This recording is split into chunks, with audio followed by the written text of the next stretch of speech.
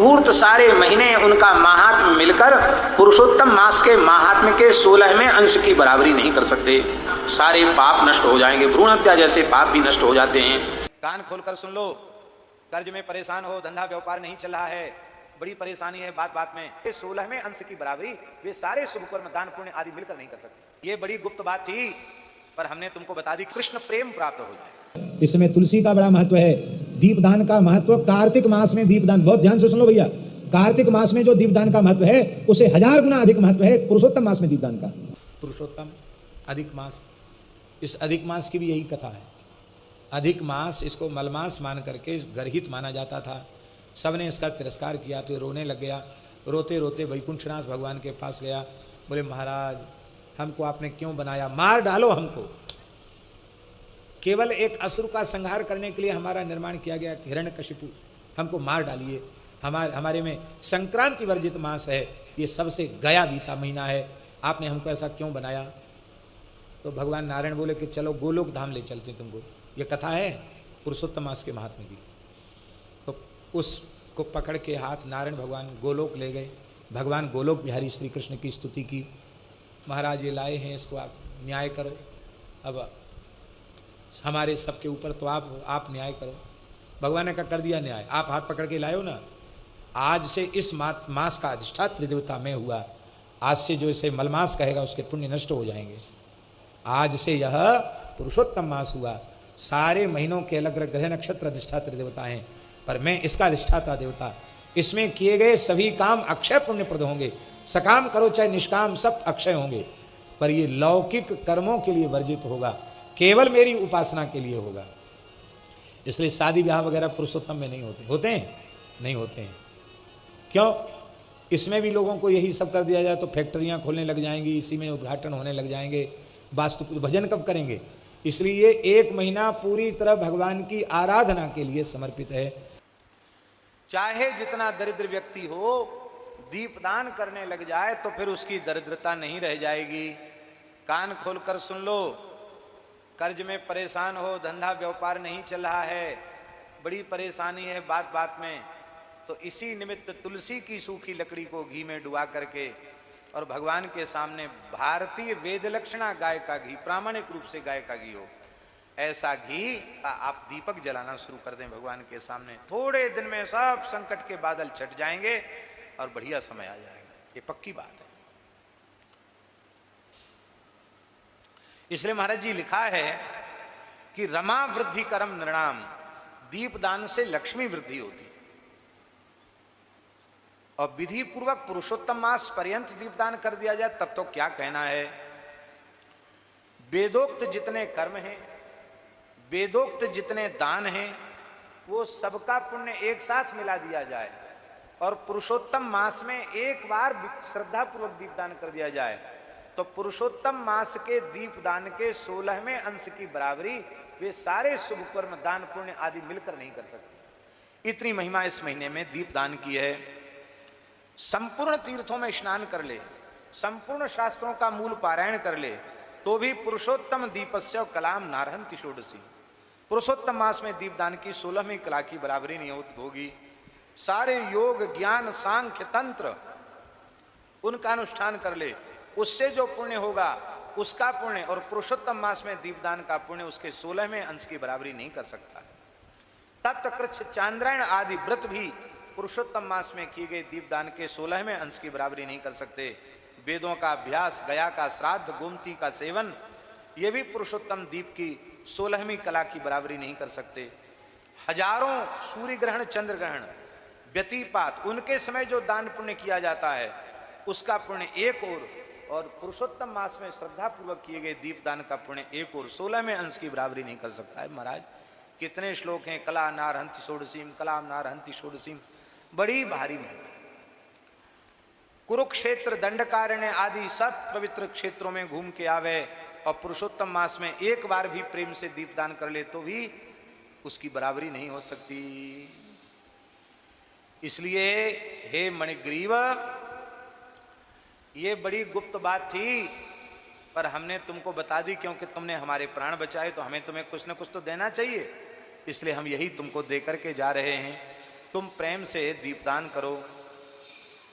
और महाराज जी लिखा, बंध्या स्त्री दीपदान करे पुरुषोत्तम भगवान के निमित्त, पूरे महीना विधि पूर्वक उसे पुत्र की प्राप्ति होगी।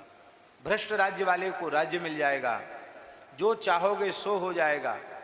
कोई विवाह के योग्य कन्या पूरे पुरुषोत्तम मास का व्रत करे और प्रतिदिन भगवान, ये भी लिखा है। विद्यार्थी को विद्या की प्राप्ति, सिद्धि की कामना वाले को सिद्धि की प्राप्ति, खजाना हमारा बढ़ जाए ऐसी किसी की इच्छा हो तो उसको खजाने की प्राप्ति, और जिसको कोई कामना न हो तो मोक्षार्थी मोक्ष मापनुयात्, मोक्षार्थी को मोक्ष मिल जाएगा। और मोक्ष भी नहीं चाहेगा तो कृष्ण प्रेम प्राप्त हो जाएगा, भगवान का प्रेम प्राप्त हो, धन्य अति धन्य हो जाएगा। लिखा है महाराज जी पुरुषोत्तम मास में, श्रीमद् भागवतम साक्षात भगवद रूप मद्भुतम यो दद्यात् वैष्णवायैव पंडिताय द्विजन्मने सकोटि कुल मुद्धृत्य यप्सरोगण सेविता विमान मधिरुह्येति गोलोकम योगी दुर्लभम। इस पुरुषोत्तम मास में श्रीमद् भागवत महापुराण को सुंदर वस्त्र से आविष्टित करके पूजन करके किसी वैष्णव विप्र को दान करे तो वह गोलोक की प्राप्ति उसे निश्चित हो जाएगी। ऐसी श्रीमद् भागवत पुराण के दान की बड़ी महिमा इस पुरुषोत्तम महात्मा में लिखी है। एक वैष्णव ने अभी परासौली में 100 ब्रजवासी ब्राह्मणों को दिया है। फिर किम पुनः सर्पिषा दीपम तिल तैलेन वा पुनः यक करोति ह्यखंडम वै श्री मासे पुरुषोत्तमे।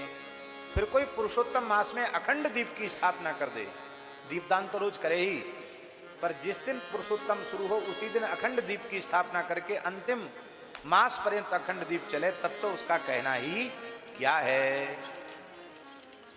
बोलो भक्तवत्सल भगवान की। तो शाम को दीपदान अवश्य करना चाहिए, हो सके तो सभी लोगों को दीपदान। यहाँ तो यमुना जी कर आओ, गोपेश्वर कर आओ, पीपल के नीचे कर दो, कहीं कर दो, मलुकदास जी की समाधि के निकट कर दो, क्योंकि सर्वत्र भगवान विराजमान है, ब्रजभूमि है, दीपदान अवश्य करना चाहिए। बोलो भक्तवत्सल भगवान की जय। हमारे जहाँ हमारे शरीर का जन्म हुआ वहाँ हाथी आया घूमने के लिए। हाथी आ जाते हैं गाँव में, मांगते हैं, हाथी बाबा लेके डोलते हैं, तो हाथी आया। तो हाथी वाले को पैसा दो तो वो बच्चों को हाथी पे थोड़ी देर के लिए बिठा देता। तो हमारे शरीर के पिताजी की बुआ थी, 4 बाबा थे, उनकी एक ही बहन थी, बड़ी पवित्र आत्मा थी, महान भक्त थी, और हमें सबसे ज्यादा स्नेह उन्हीं का मिला। सैकड़ों पद याद थे, सैकड़ों पद, अष्टछाप के, कबीर दास जी, तुलसीदास जी, सूरदास जी, मीराबाई, पर वो इधर वाले पदों को भी बुंदेली में बोलती थी।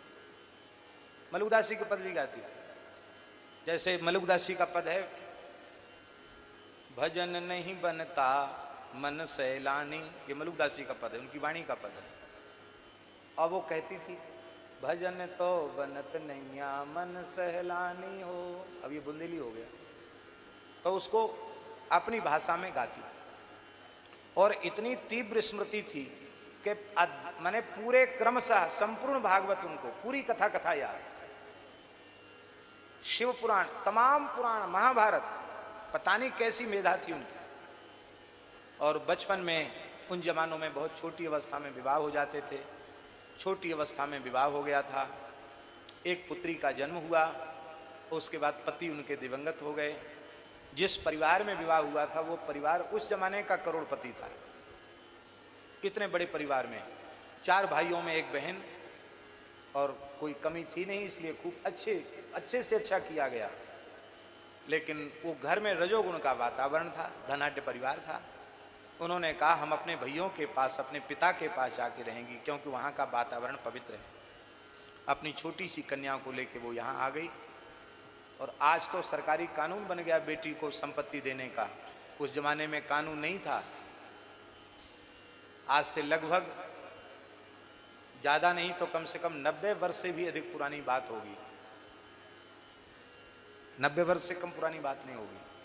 उस समय बाबा के पिताजी ने अपनी संपत्ति के 5 हिस्से किए। 4 पुत्र थे, 1 हिस्सा अपनी पुत्री को दिया, सोना चांदी जमीन सब चीज दी।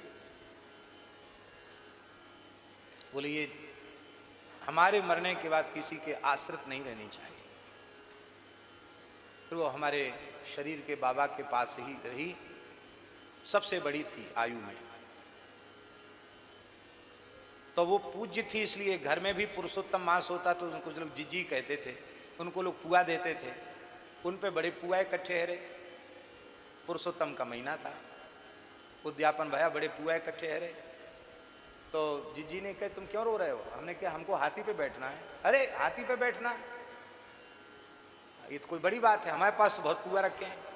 हाथी वाले को बुलाया, बोले पूरे गांव में इसको घुमा दो हाथी पे बिठा के, कितने पुआ लोगे? वो तो थोड़े थोड़े पुआ में घुमा रहा था, उनके पास तो बहुत पुआ थे,